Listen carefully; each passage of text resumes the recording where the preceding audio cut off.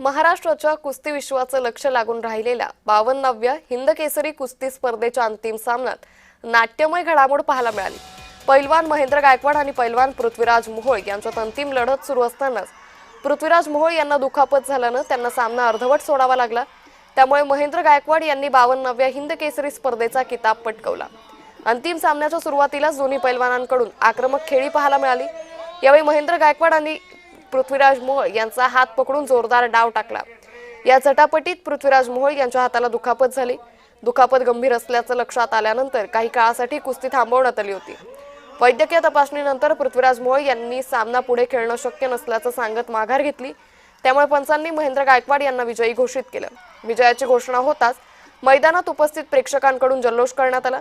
महेंद्र गायकवाड यांच्या या विजयामुळे त्यांच्यावर अभिनंदनाचा वर्षाव होत असून हिंद केसरी किताब त्यांच्या नावावर जमा झालाय। तर दुसरीकडे पृथ्वीराज मोहोळ यांच्या दुखापतीमुळे त्यांच्या चाहत्यांमधून हळहळ व्यक्त केली जाते।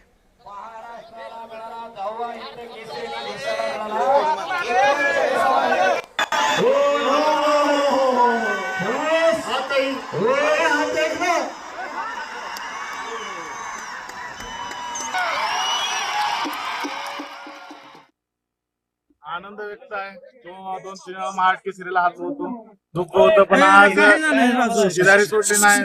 जोपर्यंत हिंद केसरी महाराष्ट्र केसरी होणार आणि आज कष्टाची चीज झाल्यासारखं वाटतंय। हिंद केसरीची गाथा मिळालेली आहे।